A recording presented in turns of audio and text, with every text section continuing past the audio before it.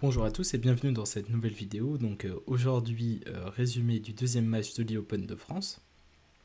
On va commencer tout de suite avec cette donne 4 qui est très intéressante, une histoire de compétitive à haut palier.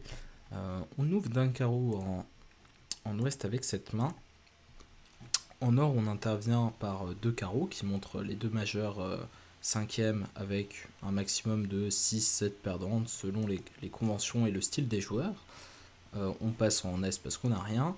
Et maintenant, ensuite, première question d'enchère. Alors si vous jouez pas de convention particulière, vous avez deux cartes clés, l'As de trèfle et le Roi de cœur, donc vous pouvez faire une petite enchère de 3 cœurs propositionnels.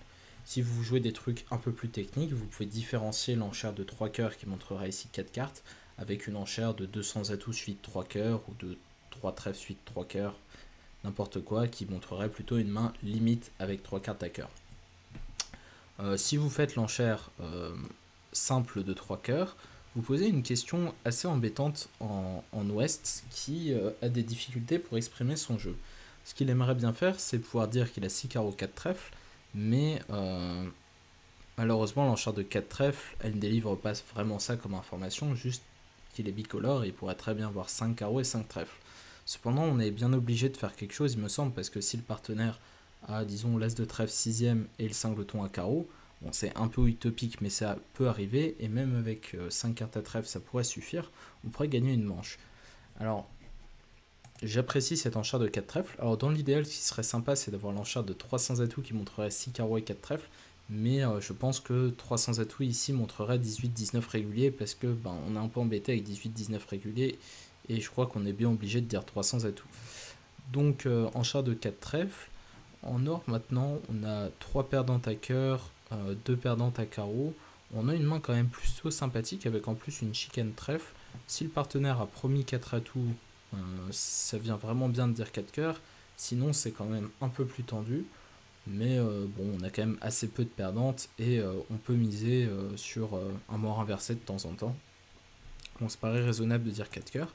Et maintenant, en S, qu'est-ce qu'on fait ici? Alors, on est un peu bloqué, on ne sait pas trop ce qui se passe. Alors on a quand même des mauvaises nouvelles pour défendre, c'est cette dame de cœur 4e qui peut constituer une levée de défense, surtout si on arrive à raccourcir le déclarant. On a un singleton carreau qui a à la fois un avantage et un inconvénient, parce qu'on va pouvoir couper les carreaux de la main courte, mais d'un autre côté, en défense, ça pourrait nous permettre de jouer, comme on le voit ici, carreau las, carreau coupé.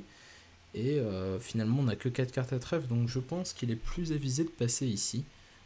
Mais franchement, c'est une décision assez difficile, puisque j'ai vu d'ailleurs tout un tas d'excellents joueurs, dont une paire au vu grave qui a 10-5 trèfles. Mais je suis pas convaincu du bien fondé de cette enchère de 5 trèfles avec cette dame de cœur 4e et singleton carreau. Donc je conseillerais comme séquence une enchère de passe ici et une fin de séquence. Le jeu de la carte, il est assez simple puisque ça va se passer entame roi de trèfle. On peut commencer par une défausse au mort, on prend de l'as, et à partir d'ici, bon, il paraît logique de remonter au pic pour tenter une impasse cœur. Ouais, se prendre l'as bien forcé, et maintenant il peut jouer pour la réduction. Donc tirer la dame de trèfle, et là ça commence à être un peu tendu pour notre ami Nord. Donc il va couper, il va refaire l'impasse cœur. Et maintenant qu'elle marche pas, là ça va être compliqué parce que les piques ne tombent pas. Donc valet de cœur petit, défausse carreau et cœur par exemple. Là ça tourne mal parce que pique le roi, la dame et pique, on va tirer le dernier atout en est, et puis après on a tous les trèfles maîtres.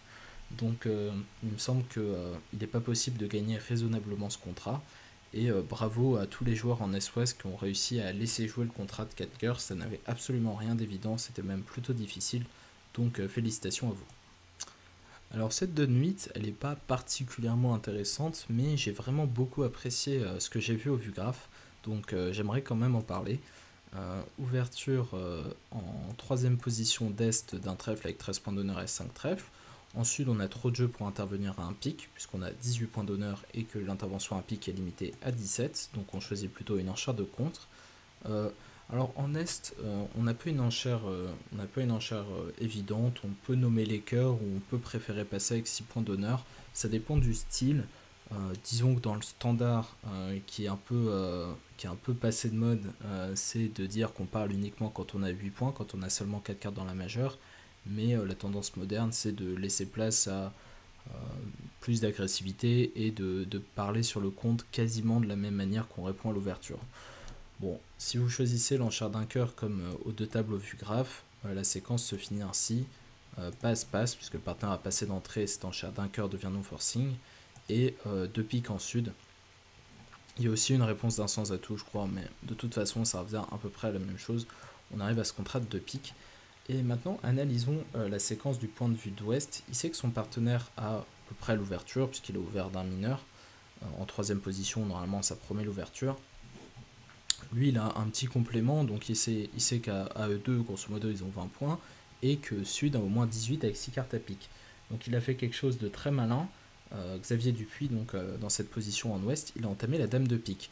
Alors, il y a une entame qui paraît assez naturelle du valet de carreau, et pique, ça peut sembler un peu contre-intuitif, mais en fait, c'est très bien joué parce que ça empêche de donner une impasse potentielle dans la couleur de l'adversaire.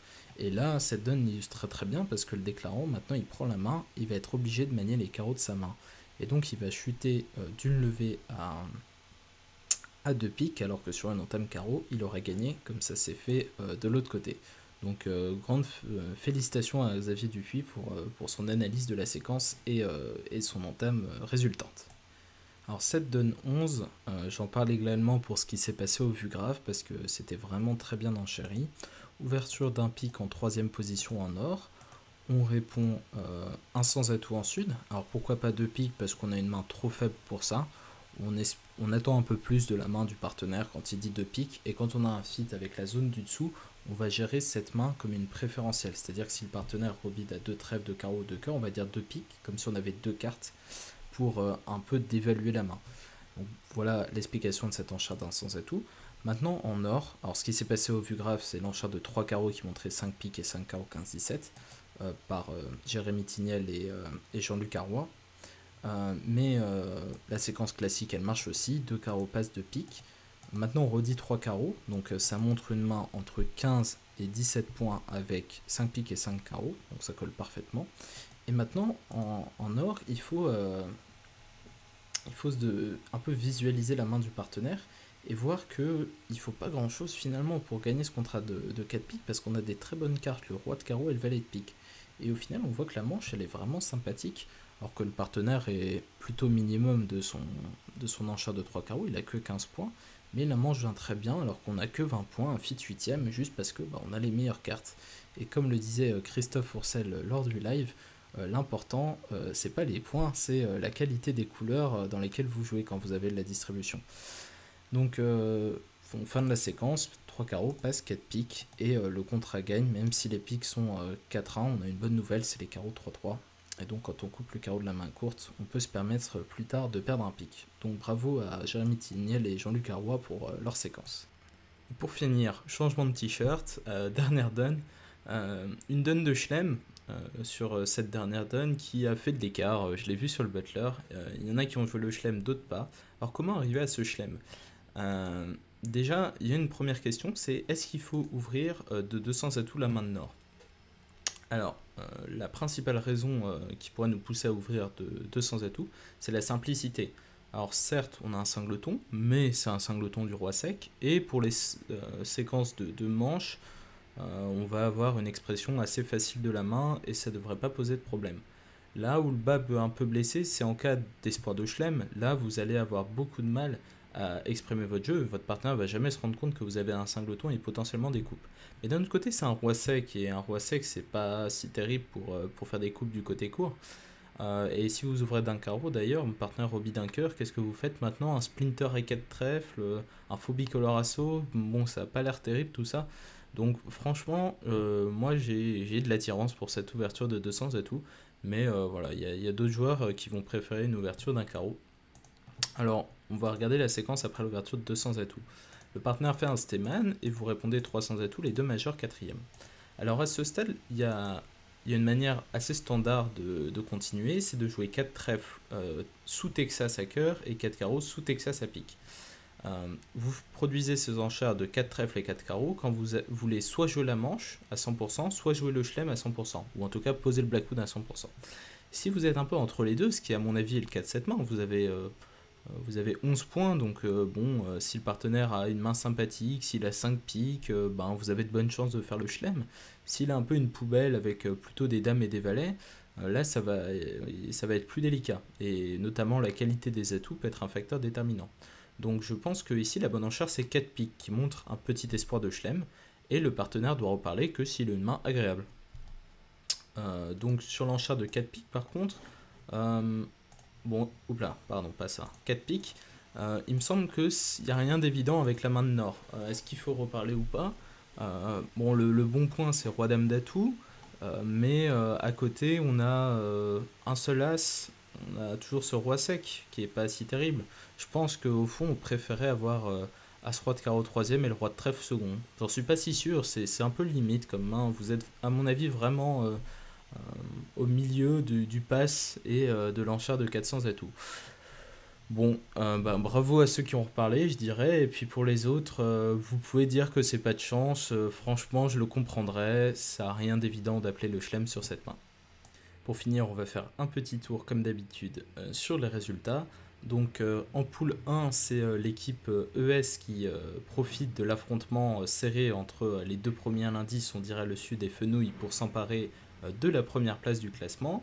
Dans la poule 2, c'est nous qui menons la danse, l'équipe Let's Go, donc les organisateurs, avec notamment l'équipe Melting Pot, une des favorites qui s'est faite accrocher par la célèbre équipe Patate Family, donc l'équipe de Martin Nataf. On a aussi Dan qui est en souffrance à la fin du classement, qui a perdu un match, et donc ça va être l'heure de se ressaisir pour eux parce que c'est un mauvais début. Dans la poule 3, on a Universal Esports qui continue ses beaux matchs, puisque cette fois-ci, ils ont battu l'équipe néerlandaise dont je ne prononcerai pas le nom. On a aussi l'équipe Rimbaud qui a battu l'équipe Nukai, qui a 400 d'indice. Encore une victoire contre une équipe à 400 de l'équipe Rimbaud. On a également Challenge Magic qui a perdu contre les Polygones, donc ça fait beaucoup de défaites pour nos indices 400 aujourd'hui. Et puis enfin on va finir par la dernière composition, la dernière poule. On a les semi-croustillants, donc qui sont pas dans les favoris pour se qualifier, qui ont battu les Fritz, l'équipe allemande, avec 400 d'indice. Et puis on a Common Guys, donc 3ème à l'indice, qui ont battu les 2e à l'indice, Overmars. Clairement les favoris c'était pas leur jour. Il va falloir qu'ils fassent mieux demain pour aller chercher leurs 2 places de qualification, parce qu'il y en a beaucoup qui sont mal partis. Pour finir, on va regarder le butler. Alors il y a beaucoup d'entre vous qui m'ont demandé ce qu'était le butler, donc on va faire une petite explication pour vous éclairer. Alors on va regarder une personne dans cette liste, moi, bon voilà, pourquoi pas. Je suis en 20e position. Alors, le chiffre important à regarder ici, c'est les IMP par donne. Alors, en fait, le butler est une forme de classement par paire, ou même par individu si vous cassez régulièrement les paires, qui va vous permettre de mesurer l'efficacité d'un joueur dans une équipe comparé au joueur moyen.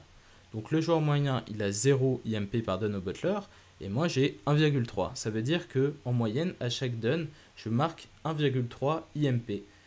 Si j'ai des coéquipiers qui sont à la moyenne brute. Voilà. Ce butler, il se resserre au fur et à mesure de la compétition, et les écarts sont moindres quand il y a un grand nombre de donnes généralement. Voilà, donc là les premiers ils sont actuellement à 2,4 IMP par donne, mais on peut s'attendre à ce que ça baisse, puisqu'ils vont jouer un certain nombre de donnes qui devraient faire baisser leur classement. Parce qu'ils ne vont pas pouvoir faire 2,4 à chaque donne, c'est un score absolument monstrueux, mais qui est possible sur un seul match. Sur les colonnes match 1 et match 2, vous pouvez voir d'autres informations. C'est si vous avez été performant sur le match en question. Donc plus 21, moi j'ai ici, ce qui signifie que par rapport à une feuille moyenne, j'aurais marqué plus 21 IMP, donc ce qui fait 14 ou 15 points en PV. Vous voyez que donc, les premiers ils sont à plus 38, Donc c'est encore mieux. On espère pour eux qu'ils vont réussir à maintenir ce chiffre, mais encore une fois, normalement, ça devrait se resserrer au fur et à mesure. Voilà, donc j'espère que vous avez apprécié cette vidéo. Donc si c'est le cas, n'hésitez pas à la liker comme d'habitude. Et puis on se retrouve bientôt sur Twitch. Je ne sais pas exactement à quelle heure je vais poster sur vidéo, mais ça devrait être aux alentours de 11 heures. Donc voilà, bonne journée à tous. À ce soir pour les commentaires de Christophe Grosset et de Quentin Robert. Salut!